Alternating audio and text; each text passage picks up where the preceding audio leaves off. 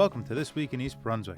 Today, East Brunswick Public Library welcomes the New Jersey Snake Man as he brings some special visitors to the library as part of an educational program to teach children about snakes and dispel some of the negative connotations people may have about our slithery friends. We visit the Daniel Pearl Education Center at Temple B'nai Shalom, where Dr. Bernd Wollschlaeger shares his remarkable story about growing up as a son of a Nazi and his journey to Judaism. We visit the Cornelius House at the Middlesex County Museum for a special exhibit on the history of diners in the state. Barbara Reese sits down in studio with representatives of the New Jersey Folk Festival as we get a preview of the events planned for the festival. And we have a special segment of In Our Schools as we visit Hammersfield Middle School, where students researched and prepared exhibits on famous folks of their choice. All this and more, so stay with us. This Week in East Brunswick starts now.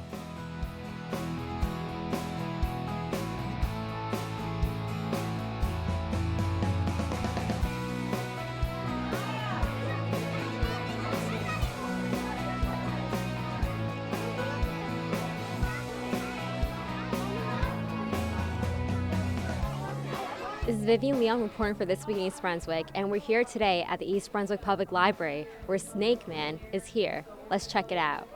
What brings you here today at the East Brunswick Public Library? We are here at the East Brunswick Public Library today, presenting a snake program to the boys and girls of East Brunswick. We're educating them about snakes and that they're not creatures to fear. They are misunderstood. And we were telling them about their different adaptations and the different species of snakes like boas and pythons and New Jersey species. And can you please tell me a little bit about NJ Snake Man? We're a very small company. There's two people that work for the company, the owner, Stephen Lengen, and myself. The company started in 2009, and we focus on three types of snakes. New Jersey snakes, like this pine snake right here. This is a northern pine snake. They're a state threatened species. We also have corn snakes, and we have boas, like the Kenyan sand boa and the common red-tailed boa. We also have pythons, like the Burmese python, children's python, and our Woma python as well. What sparked your interest in snakes? What sparked my interest? I've always liked snakes since I was very young. I started, in the backyard finding snakes, and I started reading books about snakes when I was very young at libraries and at our school library. And I went on to get a degree in biology from University of the Sciences, so that led me to get my bachelor's degree. And now I teach high school full time. I'm a high school biology teacher, and I present snake programs for NJ Snake Man part-time. And it's led me to a lot of different places. I've been to 33 states, traveling and looking for snakes. And I've been to other countries like Belize and Australia. So I love animals, I love reptiles, and especially snakes. The snakes that you're bringing today, are they venomous? No, none of the snakes we have here today are venomous. NJ Snake Man does not own any venomous snakes. You need a special permit to own venomous snakes. They're called potentially dangerous species. And we have tried for the permit. There are two venomous snakes here in New Jersey. There's the timber rattlesnake, and there's also the copperhead. We were denied the permits, which is okay because people shouldn't really own venomous snakes because they're potentially dangerous animals. And what do you hope people can take out of your presentation today? I guess one of our ultimate goals is maybe to convince people that are on the fence about snakes, that snakes are okay and they're a helpful part of the environment, right? Snakes are our friends. They eat rats and mice, which can spread disease, and we don't want them in our houses or eating crops. Plus, we just want to have a fun time and give the kids a hands-on experience where they get to touch these animals, where they don't always get to do that in zoos. You look at them through glass. So we give an opportunity for the public to be up close and personal with these amazing creatures. What's your favorite part about presenting? It's very exciting. The crowds, like today, the large crowds, we had 100 plus people. And it's really, really neat being able to be out with the public and being able to reach that many people at one time. And for people who want more information about NJ Snake Man, where can they go? Sure. They can go to njsnakeman.com. That's www.njsnakeman.com. We're online. You can give us an email at slengen@njsnakeman.com. And we'd like to hear from you with any questions. I'm Vivian Leung reporting for This Week in East Brunswick. Be sure to check out EBPL.org for upcoming events. We'll see you next week.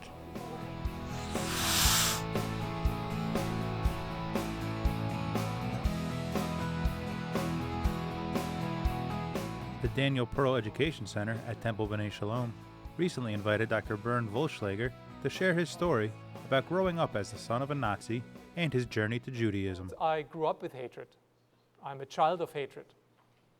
And so you will ask yourself, who is he? Where is he from? Well, first of all, what I'm not a child of a Holocaust survivor. I'm a son of a perpetrator. My father was one of those who did that to you and to your grandparents and great-grandparents. And I grew up in his shadow. He was my father. And so, for me, talking about the Holocaust is something difficult because I empathize with the victims, but I feel guilty as a child of a perpetrator. We had really an incredibly powerful program. We welcomed Dr. Bernd Wollschlaeger. We here at our Daniel Pearl Education Center. He came and spoke to us about his personal story.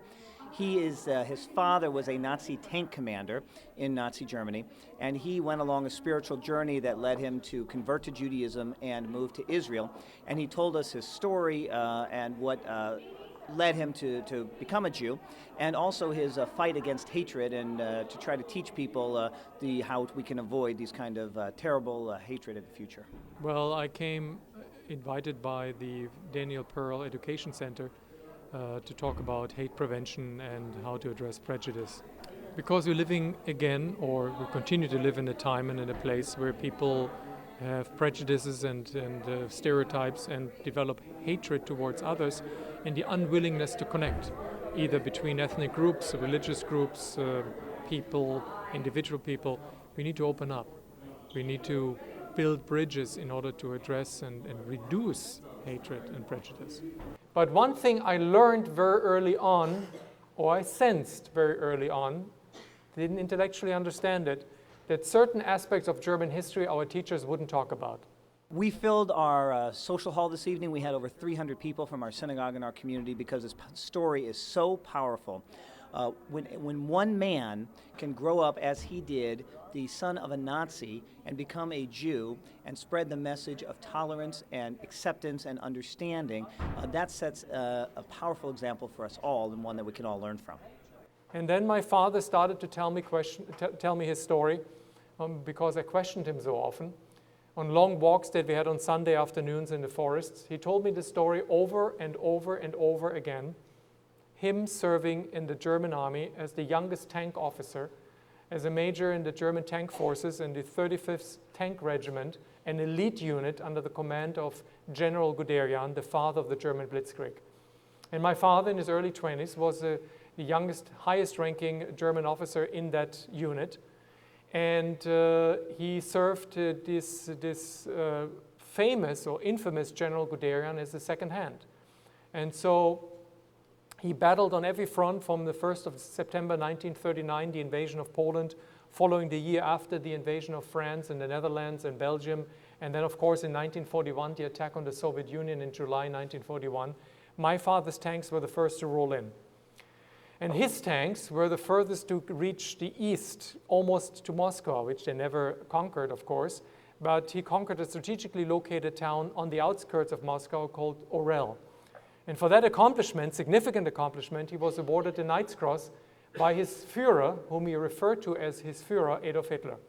And well, first of all, telling the story, how a person can change as an individual and should be judged as an individual.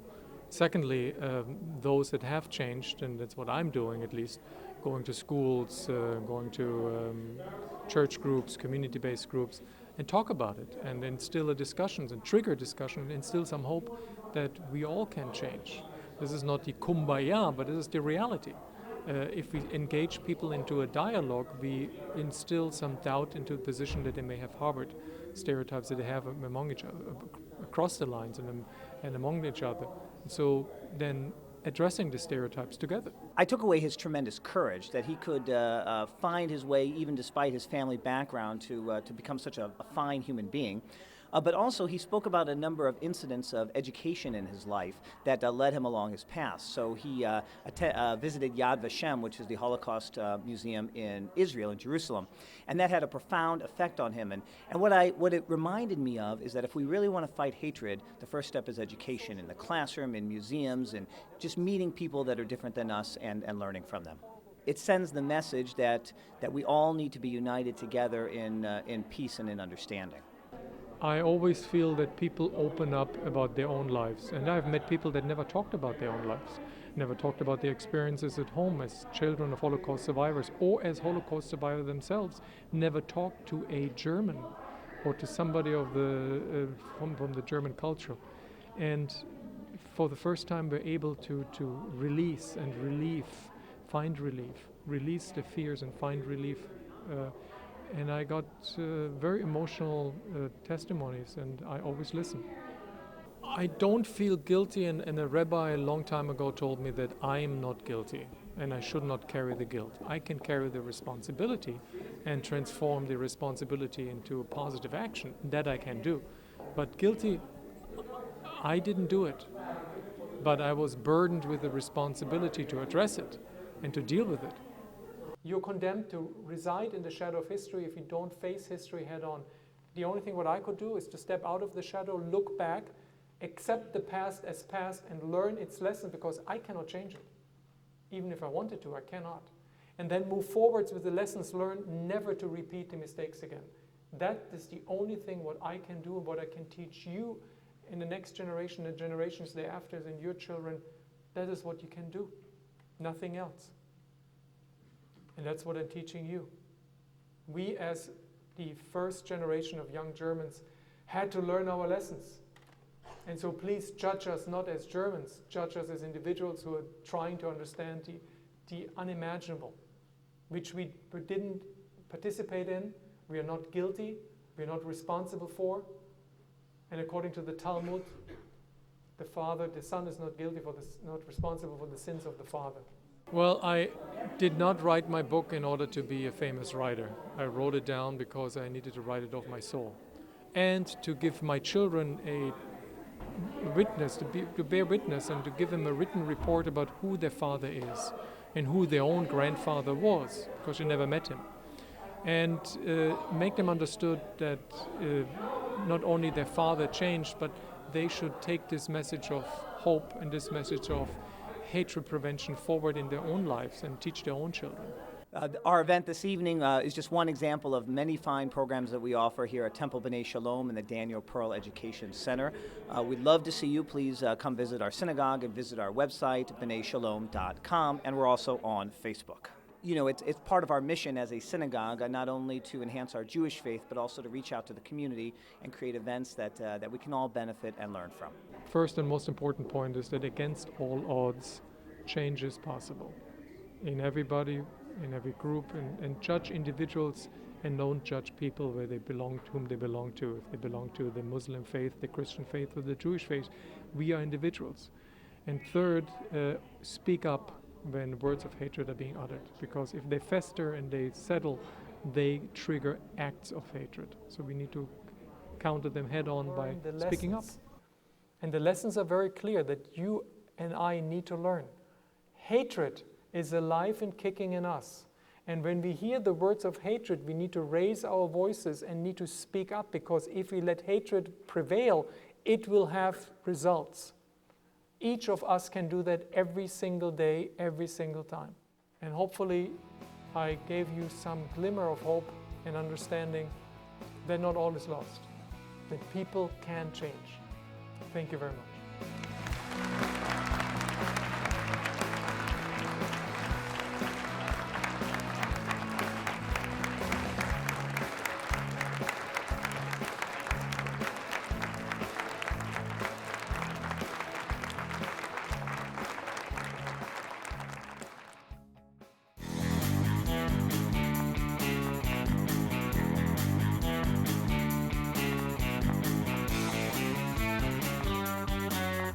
In this have the origins of the diner. It started way back in the late 1800s when a man in Rhode Island realized that there were no place for anybody who was working the late shift or the third shift to eat. So he created the food cart, and he would sell food to the people who were working in the wee hours of the morning or late at night so they could get something to eat on their dinner break or their lunch break. In this room we have some photographs, and we also have some patents of dining carts from the 18 and early 1900s, and it shows the evolution of the dining cart and how they went from no kitchens to kitchens, and they became stationary. And also we have a little setup of a diner where we've got a booth from that we borrowed from the New Jersey Historical Society, and then we had some great volunteers create a diner counter, and we have some stools from the 1940s at the counter. This room is about the architecture of the diner. The diner has a very distinct look about it, at least the classic diner does. A lot of people are familiar with the stainless steel. It goes through the basic designs from the early 1900s, and then how ornate it was inside. There are some images of that. And then it goes through to the Art Deco influence, then we touch on neon, and then we bring it all the way through to today's modern diners, which are a little bit more like restaurants. In this room, we have art by an artist named Mark Oberndorf, and it is all about the diners in New Jersey. He goes around painting diners as well as other buildings. He's a photorealist painter, and he has done a lot of the diner signs in the different diners throughout the state. Diners are very popular. They're often in films and videos and music. I mean, they're part of the culture and, of course, art as well. So that's why we have these paintings here. This room is called the Greek Influence Room because, as a lot of people know, diners are usually associated with Greek owners. So we have images of Greek-owned diners throughout the room, and we do have some of the Edison Diner, the Baltimore Diner, which is pretty interesting, from 1952. And we have Mr. Siramis standing behind his counter in the Baltimore Diner. So this room is about the diner manufacturers. We had more diner manufacturers than anywhere else in the country. And that is probably why we're known as the diner capital of, well, the world, or definitely the country. So we have some very old images. Like over here we have an O'Mahony diner on the docks, so it's going to be moved to its location. And then we've got contracts. And then over here, there's blueprints, and then it shows where everything's going to go in the diner. And then also on the back here is a plan of the O'Mahony factory. So these are some interesting things. You can see whose diner is being built at what time and what percentage of it is complete. So this room is titled Where Are They Now? This is about the diners that were moved from New Jersey to other places, some to other countries. The Excellent Diner is now in Germany. Some of these are in New York. This one over here is in Minnesota, so they've traveled quite a distance. This room is all about diner food. Anybody who's been to a diner knows you can get just about anything you want any time of the day or night. So we have highlighted some of the different foods that are found in diners, including breakfast and crepes and breakfast sandwiches and just about everything. And it goes through, the history of what they first sold in diners. It was a very basic menu, maybe, 5 or 6 different things to all the way through to what we have now, and the different styles as far as, what people ate, and, now there's more organic and gluten-free and all that, and how diners adapt. This exhibit is supported by the Board of Chosen Freeholders. Our museum is open Tuesday through Friday, 1 to 4, and Sunday, 1 to 4. The exhibit opens April 12th, 2015, and will run through June 26th of 2016. The museum is located at 1225 River Road in Piscataway, and our telephone number is 732-745-3030. Well, over the past few exhibits, we've put together a kit to give out to teachers, kind of as a thank you for coming and visiting the museum. We understand that teachers don't have the time to spend at the museum like they used to, so what we've been doing is putting supplemental materials together in some way that augments the exhibit. So with a diner exhibit, there was no other way to do that other than putting together a New Jersey diner menu. So we have excerpts of text, we have pictures, and we have a CD full of other pictures that weren't used in the exhibit, as well as floor plans of diners and even just pictures of food. And we suggest ways that the teachers can use those materials. If you'd like to schedule a school group to come visit the museum, you dial 732-745-3030, and somebody will take your reservation. We have plenty of opportunity to come visit. We encourage Middlesex County schools to come, and we also have school money available, bus money that we get from the New Jersey Historical Commission that we will re-grant to schools to allow them to make the trip if they couldn't afford it otherwise. And all those school trips are free of charge.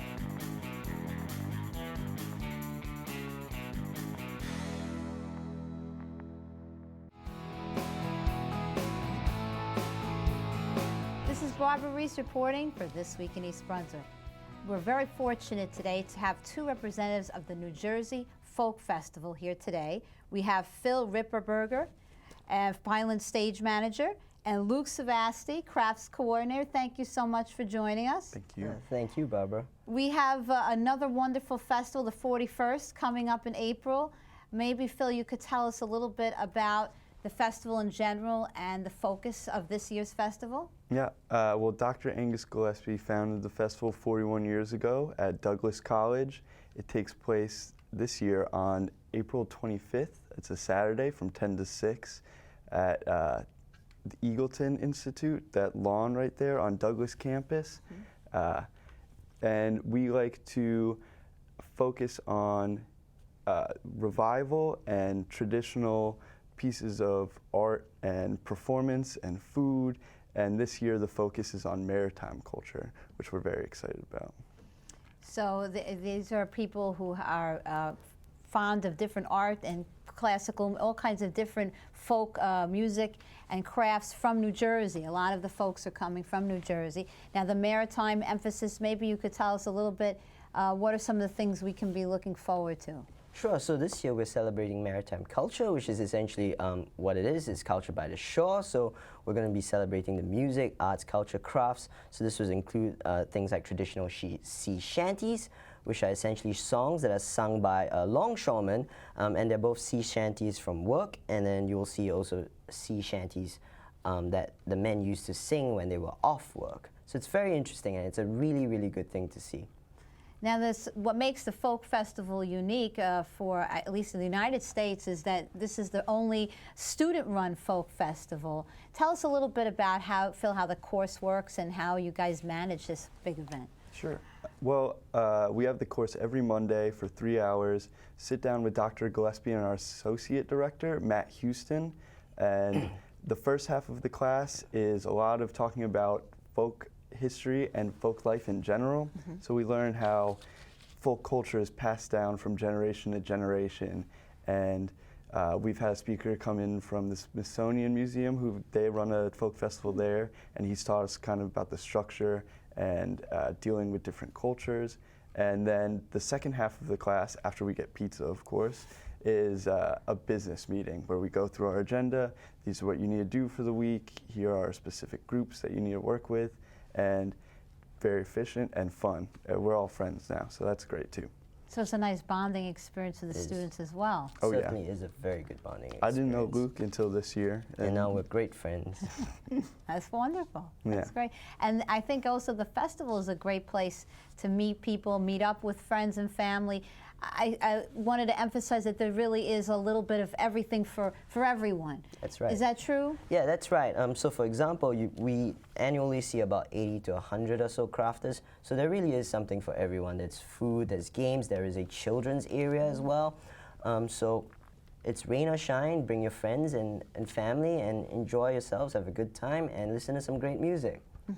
Now, you are in charge of the Pineland stage. Could you give us a little sampling of some of the artists that might be appearing this year? Well, the Pineland stage is more of a presentation stage, where the rest of them are performing stages, where people come and run clinics and interact with the audience. So everyone performing on the other stages, like we have Spook Candy coming and Roger Dietz and a host of people, they'll come over to Pinelands after their performance generally and talk about what they do.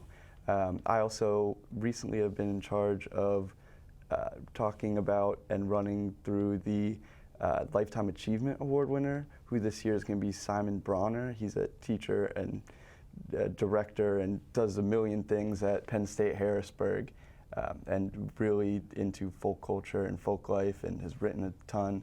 So that's a pretty cool aspect of my job as well. So they actually get to have, at your stage, get a second look at those performers and see more detail what they do. Exactly. Fabulous. And crafting, could you give us an example of one or two crafters that might be there that day? One or two specifically. Well, we do see 80 to 100 crafters, so there's all kinds. There's some crafters. Generally, you know, what generally, areas? What areas you can expect to see? You can expect to see great and original submissions from everything from woodworking to glasswork, a lot of jewelry submissions, certain things like candles as well might be on display. So we'll get to see a whole host of original creations from mostly New Jersey, but you'll expect to see some from Massachusetts, Pennsylvania, as well as Maryland. So it is a great selection. And I've been there. I've often bought lots of fun things there that you keep through the years that you wouldn't really find anywhere else. That's right. Original stuff, very unique. And so for those that are planning for this day, can you review with us, Phil, some of the details of where it's located, time, place, cost, that kind of thing? Definitely. It's free for all, rain or shine, on Saturday, April 25th. It's on the Douglas campus at the corner of George Street and Riders Lane. It's a huge lawn. You can't miss it. It generally happens along with the rest of Rutgers Day, which is a huge event as well. And want to make sure admission is free. Everyone can come, bring your kids, bring the whole family, bring your grandma. Which is great, because there's that open lawn area. You could sit as well as you eat your food and you're looking over your crafts that you bought. That's right. And listen to the music. It really is a lovely day. I've been several times and it's always been wonderful with the kids. Well, thank you so much for all the hard work you guys do, and Professor Gillespie and the entire staff of the Folk Festival. We really do appreciate what you do here for us in Central Jersey to have this festival at Rutgers right in our backyard. Thank you, Barbara. We appreciate that. Well, thank you for joining us. This is Barbara Reese reporting for This Week in East Brunswick. Hope to see you there at the festival.